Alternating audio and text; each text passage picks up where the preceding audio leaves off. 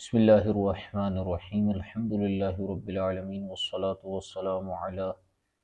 سید الانبیاء والمرسلین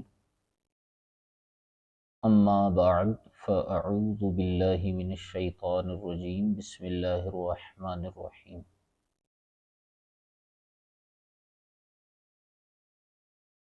قواعد فقہیہ پر مشتمل کتاب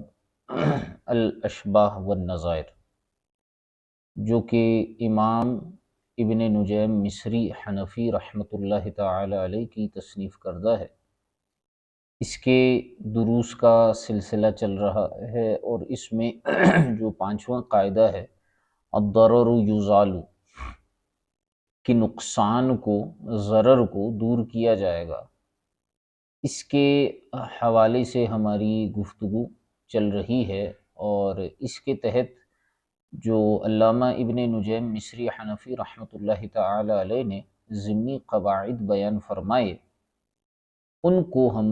دیکھ رہے ہیں۔ تو کل جو ہم نے ضمنی قاعدہ دیکھا تھا وہ یہ تھا کہ الثالثۃ الضرر یزال، الضرر لا یزال بالضرر، کہ جو ضرر ہے، نقصان دہ چیز ہے، اسے ضرر سے دور نہیں کیا جائے گا۔ وَهِيَ مُقَيَّدَةٌ لِقَوْلِهِمْ الضَّرَرُ يُزَالُ إِلَّا بِضَرَرٍ، اور یہ فقہا کے اسی قول کے ساتھ مقید ہے جو انہوں نے فرمایا کہ الضَّرَرُ يُزَالُ، یعنی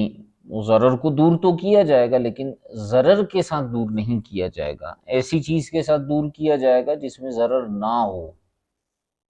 اب اس پہ ایک فرعی مسئلہ آپ رحمۃ اللہ تعالی علیہ نے بیان کیا اور ارشاد فرمائے کہ وَمِن فُرُوعِهَا عدم وجوب العمارة على الشریک وإنما يقال لمريدها انفق واحبس العین الى استیفاء قیمة البناء او ما انفقته، فالاول ان كان بغیر اذن القاضی والثانی ان كان باذنه وهو المعتمد۔ اچھا، یہاں مسئلہ یہ ہے کہ کوئی بلڈنگ ہے، کوئی پلازا ہے، کوئی گھر ہے، کوئی عمارت ہے، اور وہ دو افراد کی ملکیت میں ہو، یعنی دو افراد جو ہیں اس کے مالک ہوں، اس میں شریک ہوں،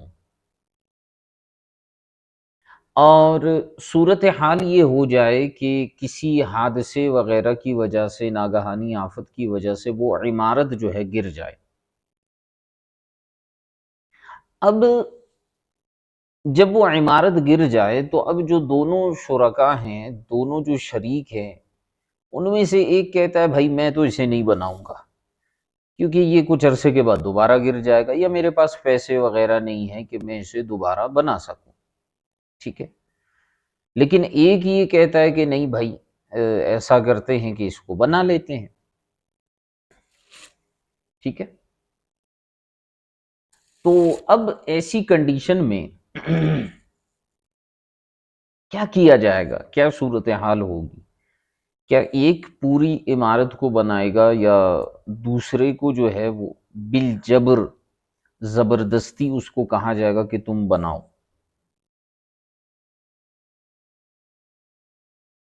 تو ایسے معاملے میں ارشاد فرماتے ہیں کہ عدم وجوب العمارتی علی الشریک، کہ جو شریک ہے اس پر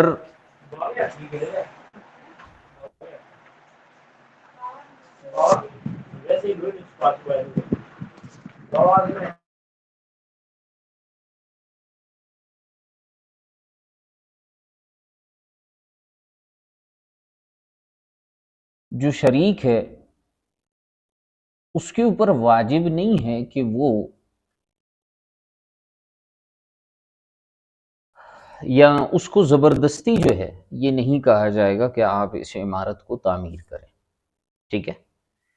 عدم وجوب العمارت علی الشریک۔ اچھا نیچے حاشیہ نمبر 15 میں لکھا ہوا ہے کہ المناسب للسیاق ان یقول عدم اجبار الشریک علی العمارت، کہ شریک کو زبردستی نہیں کہا جائے گا، وجوب کی جگہ انہوں نے اجبار کا لفظ استعمال فرمایا ہے کہ زبردستی اسے نہیں کہا جائے گا کہ آپ عمارت کو تعمیر کریں، ٹھیک ہے۔ اچھا، اور ہوگا یوں کہ انما یقال لمریدہا، اب جو شخص ارادہ کر رہا تھا بنانے کا وہ کیا کرے گا، اسے یہ کہا جائے گا کہ انفق وحبس العین الی استیفاء قیمت البنا، تم شریک ہو، تم ایسا کرو، تم عمارت کو بنا لو، خرچہ کر لو، اور عین کو روک لو، یعنی زمین کو اور اس کی عمارت کو شریک کے تصرف سے روک لو، اسے تصرف کرنے نہ دو، الی استیفاء قیمت البنا، جب تک کہ وہ بنا یعنی عمارت کو بنانے کی جو قیمت ہے جتنا اس کا حصہ ہے اتنا نہ دے دے، تب تک جو ہے تم اس کے عین کو روک سکتے ہو، ٹھیک ہے۔ او ما انفقتہ، یا جتنا تم نے خرچہ کیا ہے اس کو اگر وہ دے دیتا ہے تو ٹھیک ہے، پھر وہ بھی تصرفات کر سکتا ہے، ورنہ اسے اختیار نہیں ہوگا۔ فرماتے ہیں فالاول ان کان بغیر اذن القاضی والثانی ان کان باذنہ وہو المعتمد۔ تو اب ایک بات اس میں یہاں پر یہ سمجھیے گا کہ ہم نے کہا نا کہ الضرر یزال، کہ ضرر کو دور کیا جائے گا، تو ضرر کو جو ہے وہ اب دو شریک ہیں، عمارت گر گئی تو ایک بندہ جو ہے وہ نقصان میں آ رہا ہے، دوسرا تو بنانا ہی نہیں چاہ رہا، تو اب ہم اس کو زائل تو کریں گے، لیکن یہ تو نہیں ہے کہ اب ضرر یزال بالضرر، ایسا تو نہیں کریں گے کہ ہم اسے کہیں گے بھائی تم نے رہنا ہے تو ایسا کرو، پورا خرچہ تم کرو، نہیں، بلکہ شریعت نے اسے ایک پروٹیکشن دے دی، اور وہ پروٹیکشن ایسے دے دی کہ شریعت مطہرہ نے اس کو یہ کہا کہ بھائی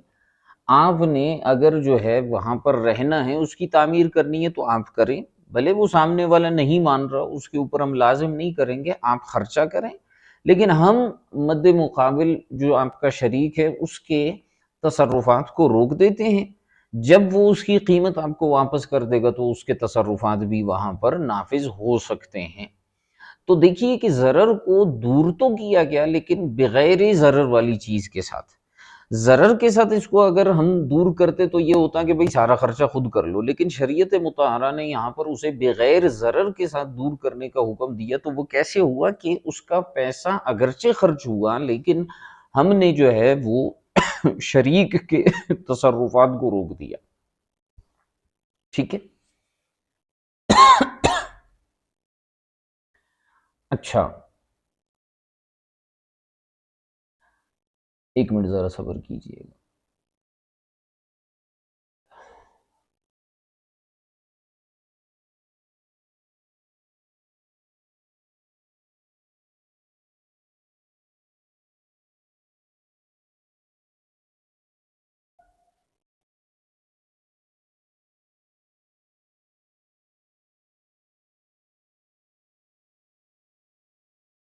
اچھا، یہ عبارت کا جو ہے میں اس کی وضاحت دیکھوں گا کہ فَالْأَوَّلُ إِنْ كَانَ بِغَيْرِ إِذْنِ الْقَاضِي وَالثَّانِي إِنْ كَانَ بِإِذْنِهِ فَهُوَ الْمُعْتَمَدُ، اس کو میں انشاءاللہ دیکھوں گا۔ فی الحال اس کو یہیں تک سمجھ جائیے گا کہ یہاں پر جو ہے وہ انہوں نے اس انداز میں اس مسئلے کا حل اسی اصول کی روشنی میں بیان فرما دیا۔ فرماتے ہیں وَكَتَبْنَا فِي شَرْحِ الْكَنْزِ، اور ہم نے کنز الدقائق کی شرح یعنی بحر الرائق میں اس بات کو ذکر کیا، فی مسائل شتیٰ فی کتاب القضاء ان شریک یجبر علیہ فی ثلاث مسائل، کہ جو شریک ہوتا ہے اسے عمارت کی تعمیر کرنے پر تین معاملات اور تین مسائل میں مجبور کیا جائے گا، اس کے علاوہ اسے مجبور نہیں کیا جائے گا۔ ولا یجبر السید علی تزویج عبدہ او امتہ تضر، فرماتے ہیں کہ اسی طرح آقا کو اپنے غلام کا نکاح اور اس کی شادی کرانے کے اوپر مجبور نہیں کیا جائے گا، اور اسی طرح اس کو اس کے باندی یا لونڈی کا نکاح کرانے کے اوپر بھی جو ہے وہ مجبور نہیں کیا جائے گا۔ وَلَا يَأْكُلُ الْمُضْطَرُّ طَعَامَ مُضْطَرٍ،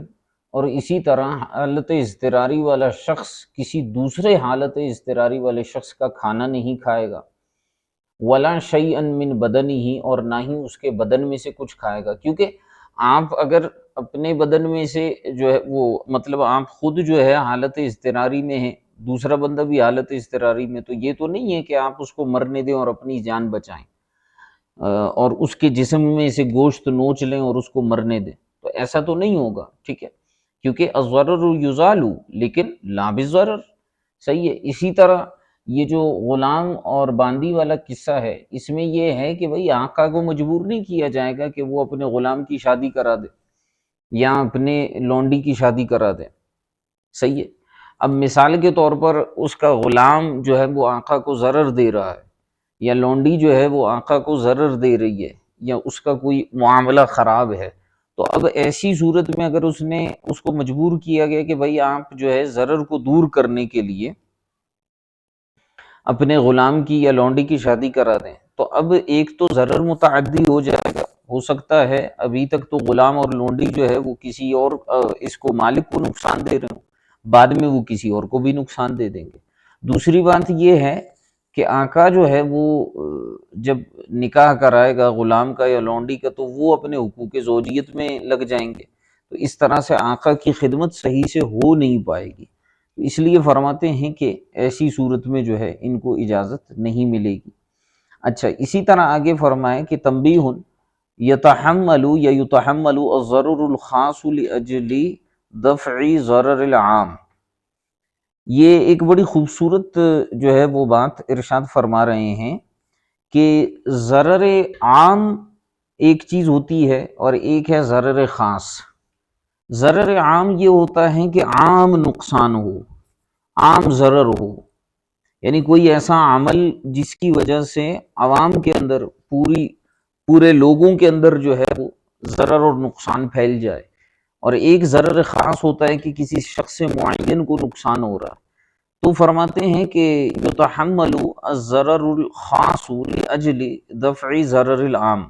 یہ بھی ایک قاعدہ بن سکتا ہے، اس کو تنبیہ کی صورت میں انہوں نے بیان کیا۔ فرماتے ہیں کہ ضرر عام کو دور کرنے کے لیے ضرر خاص کو برداشت کر لیا جائے گا۔ یتحملو کا یہاں پر معنی ہے تحمل کرنا، برداشت کرنا، تو اگر جو ہے وہ مثال کے طور پر کہیں پر ضرر عام ہے، عمومی نقصان ہو رہا ہے، تو اگر اس کو دور کرنے میں ضرر خاص واقع ہو رہا ہے تو ہم ضرر خاص کو برداشت کر لیں گے، ٹھیک ہے، نہ کہ ہم ایسا کریں گے کہ بھئی ضرر عام ہونے دو۔ مثال کے طور پر اس کی مثال ہم کیسے بنا سکتے ہیں کہ کوئی سڑک ہے، ٹھیک ہے، اور سڑک کے کنارے پر جو ہے کوئی بڑا سا ہوٹل یا جو ہے وہ پیٹرول پمپ بنایا گیا ہے، یا جو ہے کوئی ایسی چیز بنائی گئی ہے کہ جس سے لوگوں کو نقصان ہو رہا ہے، سڑک میں کوئی ایسا کھڈا ہے یا کوئی ایسی چیز کسی نے بنائی ہے جس سے لوگوں کو نقصان ہو رہا ہے، تو یہ ضرر عام ہے۔ اچھا، اگر اس کھڈے وغیرہ کو دور کر دیا جائے گا یا اس پیٹرول پمپ ہوٹل وغیرہ کا کچھ حصہ گرا دیا جائے گا تو اس سے جو ہے کسی خاص شخص کو نقصان ہو جائے گا، تو ضرر عام کو دور کرنے کے لیے ضرر خاص کو ہم برداشت کر لیں گے، ہاں ضرر خاص کو دور کرنے کے لیے ضرر عام نہیں کریں گے۔ مثال کے طور پر پھر اس کی ہم مثال دیتے ہیں، وہی سڑک والی روڈ والی مثال دے دیتے ہیں کہ کوئی ایسی سچویشن آ جاتی ہے کہ ایک بندہ جو ہے وہ اپنے ضرر کو دور کرنے کے لیے سڑک کے اندر جو ہے کچھ توڑ پھوڑ کر لیتا ہے، صحیح ہے، اپنے مثال کے طور پر جیسے لوگوں کے سیوریج کا اکثر مسئلہ ہوتا ہے، گھر میں پانی جمع ہو رہا ہے تو وہ جو ہے وہ سیوریج کو توڑ دیتے ہیں، پائپ لائن کو توڑ دیتے ہیں، اور ہوتا یوں ہے کہ وہ پانی سارے کا سارا جو ہے گلی میں، محلے میں، سڑک پر آ جاتا ہے، تو وہ اپنے ضرر خاص کو تو اس نے دور کر دیا، لیکن اس نے لوگوں کو جو ہے وہ ضرر میں مبتلا کر دیا۔ تو ضرر خاص کو دور کرنے کے لیے ضرر عام قابل برداشت نہیں ہے، ہاں ضرر عام کو دور کرنے کے لیے ضرر خاص جو ہے وہ قابل برداشت ہے۔ ٹھیک ہے، آگے فرماتے ہیں کہ وَهَذَا مُقَيِّدٌ لِقَوْلِهِمْ الضَّرَرُ لَا يُزَالُ بِمِثْلِهِ، اور فرماتے ہیں کہ یہ فقہا کے اسی قول کے ساتھ مقید ہے کہ الضرر لا یزال بمثلی، کہ ضرر کو اسی کی طرح کی ضرر سے دور نہیں کیا جائے گا۔ تو پیچھے یہ جو ذکر کیا نا کہ ضرر کو دور کیا جائے گا، پہلا اسٹیپ، دوسرا اسٹیپ کس چیز سے دور کیا جائے گا؟ فرمائیں کہ ایسی چیز سے دور کیا جائے گا جو ضرر دینے والی نہ ہو۔ تیسرا اسٹیپ یہ ہے کہ ضرر کو ایسی چیز سے دور کیا جائے گا جو اسی ضرر کی مثل نہ ہو۔ ٹھیک ہے، یعنی اگر آپ نے ضرر کو دور کرنا ہے، مقصد یہ ہے کہ نقصان دہ چیز دور کریں، اور آپ بعین ہی اسی طرح کی نقصان دہ چیز لے کر آ گئے، اور اردو میں اس کی آسان سی مثال بنتی ہے آسمان سے گرا کھجور میں اٹکا۔ ٹھیک ہے، تو آپ نے ایک ضرر دور کر دیا، دوسرے کے اندر پڑ گئے۔ تو فرماتے ہیں یہ بھی نہیں کیا جائے گا۔ وَعَلَيْهِ فُرُوعٌ كَثِيرَةٌ، اس پر جو ہے وہ بہت سارے جو ہے وہ فروعات آپ کو ملیں گے۔ منہا جواز الرمی الی کفار تترسو بصبیان المسلمین، فرماتے ہیں اسی کی ایک مثال ہے کہ کفار کی طرف جو ہے وہ تیر پھینکا جائے گا، کفار کی طرف تیر پھینکا جائے گا۔ ٹھیک ہے، جواز الرمی الی کفار تترسو بصبیان المسلمین، جبکہ وہ مسلمانوں کے بچوں کو نقصان پہنچا رہے ہوں یا ان کو گھیرے میں لیے ہوئے ہوں۔ وَمِنْهَا وُجُوبُ نَقْضِ حَائِطٍ مَمْلُوكٍ، اور اسی طرح جو ہے وہ کسی کی دیوار لگی ہوئی ہے سڑک کے پاس، ٹھیک ہے، اور وہ جو ہے اس کا جھکاؤ سڑک کی طرف ہو گیا ہے، جس کی وجہ سے جو ہے سڑک والوں کو پریشانی ہو رہی ہے، یا کسی کا درخت ہے گھر سے نکل کر بالکل سڑک کی طرف آ کر جھک گیا ہے، تو اب وہ تو نہیں کاٹ رہا اس کو، آپ کاٹ لیں اس کو، یہ ضرر آپ دور کریں لوگوں سے۔ ٹھیک ہے، اسی طرح اسی کی آگے بتا رہے ہیں نا کہ وَمِنْهَا وُجُوبُ نَقْضِ حَائِطٍ مَمْلُوكٍ مَالَ إِلَىٰ طَرِيقِ الْعَامَّةِ عَلَىٰ مَالِكِهَا، تو فرماتے ہیں کہ آپ جو ہے مملوک جو دیوار ہے اس کو گرا سکتے ہیں جو طریق عام، شارع عام کی طرف جھک گیا ہو۔ ٹھیک ہے، دفعا للضرر العام، وہ آپ ضرر عام کی وجہ سے دور کر سکتے ہیں۔ وَمِنْهَا جواز الحجز علی البالغ العاقل، سوری یہ جو ہے وَمِنْهَا جواز الحجر علی البالغ العاقل الحر عند ابی حنیفہ رحمہ اللہ تعالی فی ثلاث، اور انہی مسائل میں سے ایک مسئلہ یہ بھی ہے کہ جو عاقل بالغ آزاد شخص ہے اس کو محجور کیا جائے، اس کے تصرفات کو روک دیا جائے، امام اعظم ابو حنیفہ رحمۃ اللہ تعالی علیہ کے قول کے مطابق۔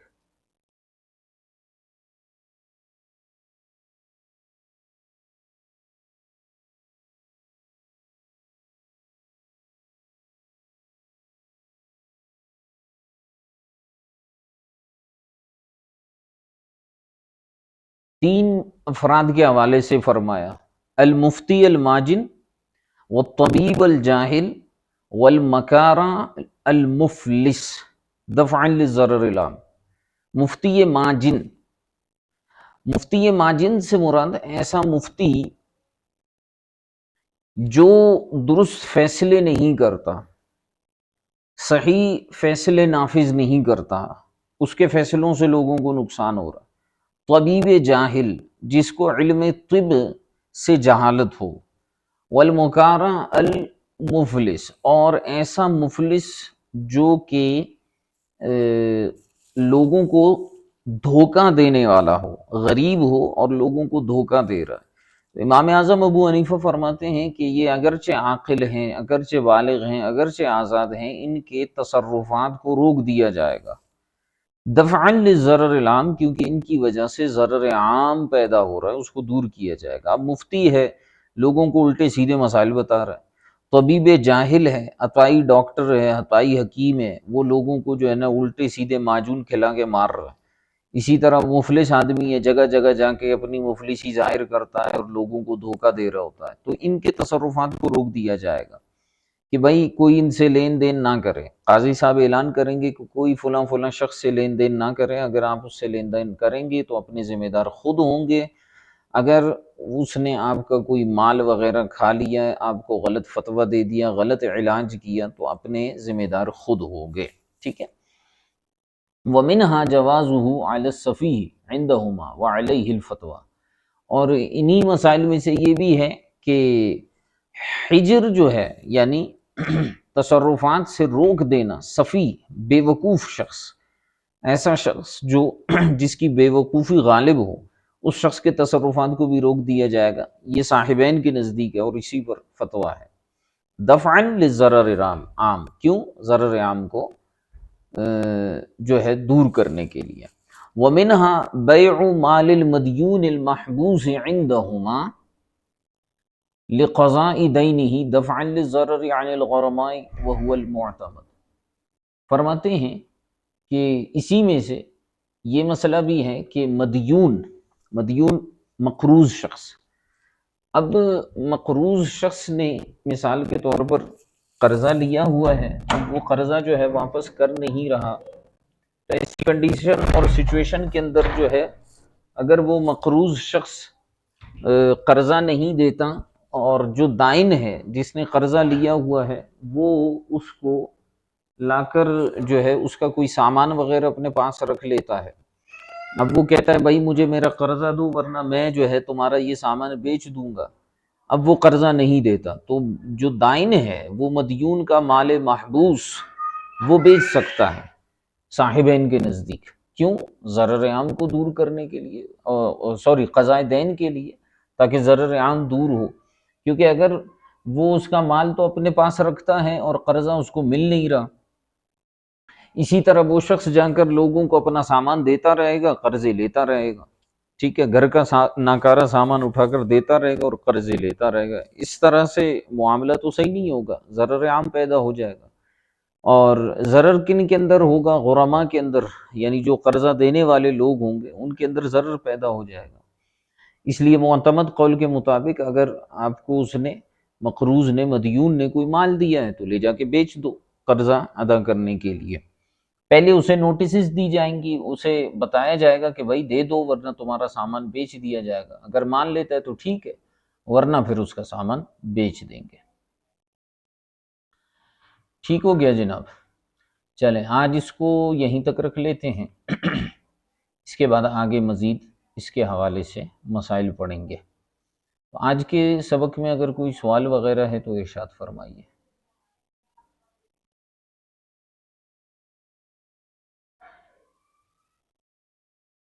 جی کوئی سوال وغیرہ ہے تو ارشاد فرمائیے۔ السلام علیکم ورحمۃ اللہ وبرکاتہ۔ وعلیکم السلام ورحمۃ اللہ وبرکاتہ۔ اچھا، سوال عرض یہ تھا کہ یہ جو آخر میں مسئلہ بیان ہوا ہے کہ اس کے مال کو بیچ دیا جائے گا، تو یہ مطلب کہ اگر کوئی چیز کی زیادہ قیمت والی ہے تو اس کے مال کو بیچ کے تو بقیہ پیسے اس کو دے دیے جائیں گے؟ اس میں قاعدہ تو یہی ہے کہ اس کے جو ہے وہ مال کو ایسا کریں گے کہ جو قرضے کی مقدار ہے وہ رکھ کر باقی مال اور پیسہ جو ہے وہ اس کو واپس کر دیا جائے گا۔ دوسری عرض یہ تھی کہ اگر وہ اس پہ ایگری نہ ہو مال کے بیچے جانے پہ تو پھر زبردستی بیچ سکتے ہیں؟ مال کے بیچے جانے پر ایگری نہ ہو تو پھر قرضہ دے دے، یہی تو بات ہو رہی ہے، وہ ایگری نہیں ہے تبھی تو اس کا مال جو ہے وہ بیچا جا رہا ہے۔ جی ٹھیک، جزاک اللہ۔ ٹھیک ہے، اور کسی کا کوئی سوال؟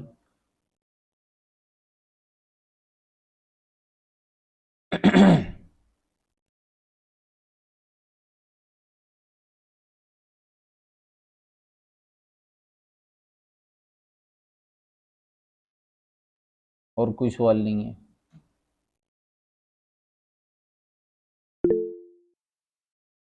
ٹھیک ہے۔